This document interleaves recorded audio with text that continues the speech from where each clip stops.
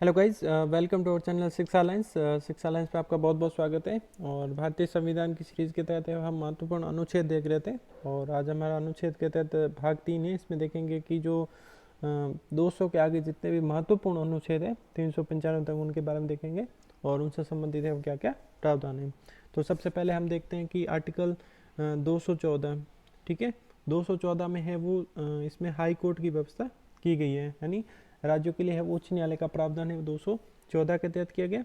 और 215 यानी उच्च न्यायालयों का है वो अभिलेख न्यायालय होना। हमने आर्टिकल 129 देखा था सुप्रीम कोर्ट में, उसी हिसाब से यहाँ पे भी अभिलेख न्यायालय का प्रावधान है वो आर्टिकल 215 के तहत है वो किया गया है, ठीक है। और उसके बाद में देखा जाए तो 226, ठीक है, रेट निकालने संबंधी प्रावधान, रेट निकालने की शक्ति बोल सकते हैं, ठीक है। और इसका भी ये देख सकते हैं और सुप्रीम कोर्ट में यही प्रावधान सुप्रीम कोर्ट में आर्टिकल 32 के तहत है और इसमें यहाँ 226 के तहत है। और अगर व्यापक शक्ति की बात की जाए तो हाई कोर्ट के पास है वो व्यापक शक्ति होती है, सुप्रीम कोर्ट के पास में उतनी व्यापक शक्ति नहीं होती है, क्योंकि 226 के तहत में यहाँ पे है वो fundamental rights plus other rights के लिए भी आप रेट निकाल सकते हैं, लेकिन 32 के तहत है वो ओनली फंडामेंटल राइट्स पर भी आप रेट निकाल सकते हैं, अन्य कोई इश्यू पे रेट नहीं निकाल सकते। तो इस चीज़ का है वो ध्यान रखना है। अगर ये पूछ लिया जाए कि रेट निकालने का व्यापक क्षेत्र है वो हाई कोर्ट के पास में, बिल्कुल सही है, हाई कोर्ट के पास में, हाई कोर्ट के मुकाबले है वो सुप्रीम कोर्ट के पास उतना व्यापक क्षेत्र है रेट निकालने के पक्ष जो बात की जाए तो उसमें नहीं है, चीज़ का है वो ध्यान रखना है। अब बात करते हैं 231, 231 दो या दो से अधिक, दो या दो से अधिक राज्यों के लिए, दो या दो से अधिक राज्यों के लिए एक हाई कोर्ट हो सकता है, ठीक है, एक हाई कोर्ट। इस चीज़ का प्रावधान है आर्टिकल 231 में किया गया, तो इस चीज़ का ध्यान रखना 231। उसके बाद में बात करते हैं 239, तो 239 में है वो संघ राज्य क्षेत्रों के बारे में, ठीक है, संघ राज्य क्षेत्र, इसका भी अब ध्यान रखना है। इनसे संबंधित जो भी प्रशासन संबंधित जो वर्णन किया गया ये इसमें, ठीक है। और 241, तो इसमें ये कि संघ राज्य क्षेत्रों के लिए, संघ राज्य क्षेत्र और इनके लिए हाई कोर्ट का प्रावधान, ठीक है। और अभी एकमात्र यूनियन टेरिटरी दिल्ली है जिनके लिए है वो हाई कोर्ट उनका खुद का, ये चीज़ भी है वो ध्यान में रखनी है। अब बात करते हैं आर्टिकल 243, ठीक है, 243 में है वो ग्राम पंचायत की परिभाषा दी है, ठीक है। परिभाषा की बात करें ग्राम पंचायत, और अगर नगर पालिका की जो परिभाषा की बात की जाए 243 त के तहत है वो नगर पालिका की परिभाषा, नगर पालिका की, ठीक है। तो इन दोनों की बात की जाए, किसकी बात करें, परिभाषा, तो ये परिभाषा के बारे में है वो उल्लेख किया गया, ठीक है। और उसके बाद में बात करते हैं कि जो और महत्वपूर्ण अनुच्छेद है उनके बारे में देखते हैं। तो उसके बाद में देखते हैं आर्टिकल 246, ठीक है। तो 246 के तहत में ये कि संसद द्वारा है वो और राज्य विधानमंडल द्वारा बनाई गई विधियों की विषय वस्तु, नहीं, संसद और राज्य विधानमंडल, ठीक है, राज्य विधानमंडल दोनों के द्वारा है बनाई गई विधियों की विषय वस्तु, विधियों की विषय वस्तु, इसके बारे में आर्टिकल 246 के तहत है, ठीक है।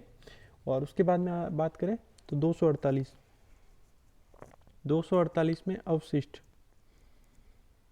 अवशिष्ट शक्तियाँ, यहाँ पे एक बात का ध्यान रखना है कि संघ सूची, राज्य सूची और समवर्ती सूची, इनके अलावा जो शक्तियाँ बची उनको है वो अवशिष्ट शक्तियों में है वो डाल दिया गया, जो कि आर्टिकल 248 के तहत है, ठीक है। अब हम दो आर्टिकल एक साथ पढ़ेंगे, 249 और 312, ये है वो राज्यसभा की है वो विशिष्ट शक्तियाँ हैं, आर्टिकल 249 और 312, ठीक है। तो इसमें होता है राष्ट्रीय महत्व के, जो राष्ट्रीय महत्व के मुद्दे राज्य सूची के सब्जेक्ट हो उस पर है वो कानून बनाना, और एक बार बनाने के लिए 1 साल है वो वैलिड रहता है, उससे ज़्यादा बनाना है तो उसे है वो दोबारा लाना पड़ेगा, ठीक है। और इसके तहत है वो नई अखिल भारतीय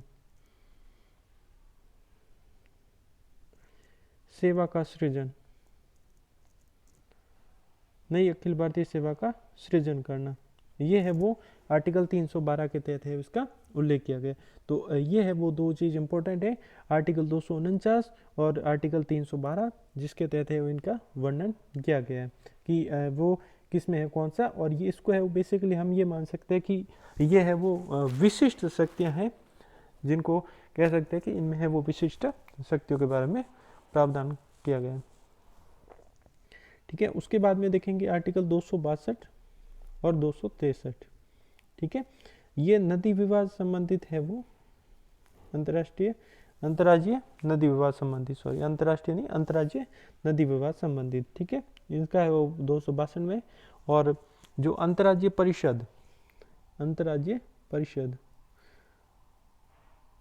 परिषद का प्रावधान है वो आर्टिकल 263 के तहत किया गया। इस चीज़ का है वो ध्यान रखना, 262 आर्टिकल 262 आर्टिकल 263 नदी विवाद संबंधी प्रावधान और अंतर्राज्यीय परिषद संबंधित है वो प्रावधान, इसी के तहत है वो किए गए, ठीक है। उसके बाद देखेंगे 280 आर्टिकल 280, ठीक है। और आर्टिकल 280 है वो वित्त आयोग, जब राष्ट्रपति को लगे 5 साल में कभी भी वित्त आयोग का है वो गठन कर सकता है, तो ये आर्टिकल 280 के तहत है। और उसके बाद में देखते हैं 300 का, ये हो जाएगा संपत्ति अधिकार। लेकिन अभी अधिकार ये कैसा है, तो ये है वो वैधानिक प्रवृत्ति का, ठीक है, ये 300 का। उसके बाद देखेंगे 301 ही, यही देख लेते हैं कि 301 है व्यापार वाणिज्य और समागम की स्वतंत्रता, व्यापार वाणिज्य और समागम की स्वतंत्रता, व्यापार वाणिज्य और समागम की स्वतंत्रता, ये आर्टिकल 301 के तहत आते हैं, ठीक है। इन चीज़ का है वो ध्यान रखना। और उसके बाद में हम देखते हैं आर्टिकल 315। आर्टिकल 315 नहीं, इसमें ये बोला कि संघ और राज्यों के लिए लोक सेवा आयोग, संघ व राज्यों के लिए लोक सेवा आयोग का गठन, लोक सेवा आयोग का गठन, ये आर्टिकल 315 के तहत है वो उल्लेख किया गया, ठीक है। और इसमें एक चीज़ ये भी ध्यान रखना है कि जो संयुक्त भी गठन किया, संयुक्त लोक सेवा आयोग भी गठन किया जा सकता है, ठीक है। इस चीज़ का भी ध्यान रखना, संयुक्त लोक सेवा आयोग का भी गठन किया जा सकता है। और 324 है वो निर्वाचन से संबंधित है, ठीक है। इस चीज़ का भी ध्यान रखना, 324 निर्वाचन से संबंधित। और उसके बाद में है वो 326, इसको भी ध्यान रखना है कि जो लोकसभा हो गए और राज्यों की विधानसभा है, ठीक है, और इनके है वो निर्वाचन है वो वयस्क मताधिकार पर हो, इसका भी है वो ध्यान में रखना 326। और इसके बाद में बात करते हैं 330 आर्टिकल। इसमें यह कि लोकसभा में SC ST के लिए स्थानों का आरक्षण है, ST SC के लिए स्थानों का आरक्षण, ये 330 के तहत। और 331 में है वो आंग्ल भारतीयों का प्रावधान है, फिलहाल है इसको स्थगित कर दिया गया है, आंग्ल भारतीयों का प्रावधान, ठीक है। उसके बाद में है वो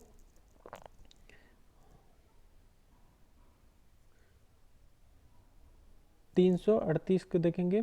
338 में है वो राष्ट्रीय अनुसूचित जाति आयोग, ठीक है, राष्ट्रीय अनुसूचित जाति आयोग, और इसके क में ही जनजाति आयोग है, ठीक है, जाति और जनजाति आयोग दोनों ये हो गए, ठीक है।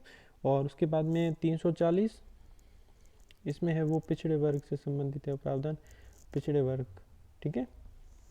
और उसके बाद में बात की जाए 343 में है वो राजभाषा, 343 राजभाषा किसकी? संघ की। ठीक है, ये 343 में इसका है वो उल्लेख किया गया। और जो उसके बाद देखेंगे 352, 356 और 360। ठीक है, 352, 356, 360, इसको बोलेंगे राष्ट्रीय आपात। ठीक है, और ये होगा राज्यों में संवैधानिक तंत्र की विफलता। संवैधानिक तंत्र की विफलता, और इसको बोलेंगे वित्तीय आपातकाल। ठीक है, ये 360, 356, 352 के तहत।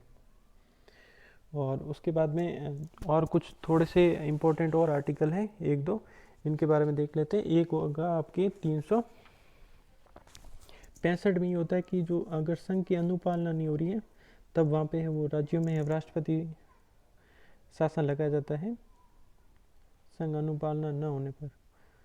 ठीक है, और उसके बाद में आर्टिकल 368, तो ये है संशोधन से संबंधित। ठीक है, संशोधन से संबंधित जो प्रावधान है आर्टिकल 368 के तहत है वो किया जाता है। ठीक है, और 393 में है वो संक्षिप्त नाम।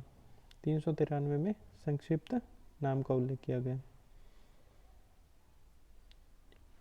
और 394 में ये उपबंध है कि जो कौन से वो 26 जनवरी से पहले लागू होंगे अनुच्छेद और कौन से बाद में। ठीक है, तो ये कुछ प्रमुख थे। Please do like share subscribe और यूट्यूब चैनल शिक्षा अलायंस। आप हमें इंस्टाग्राम फॉलो कर सकते हैं, फेसबुक पेज फॉलो कर सकते हैं और टेलीग्राम पे फॉलो कर सकते हैं। Thank you for watching.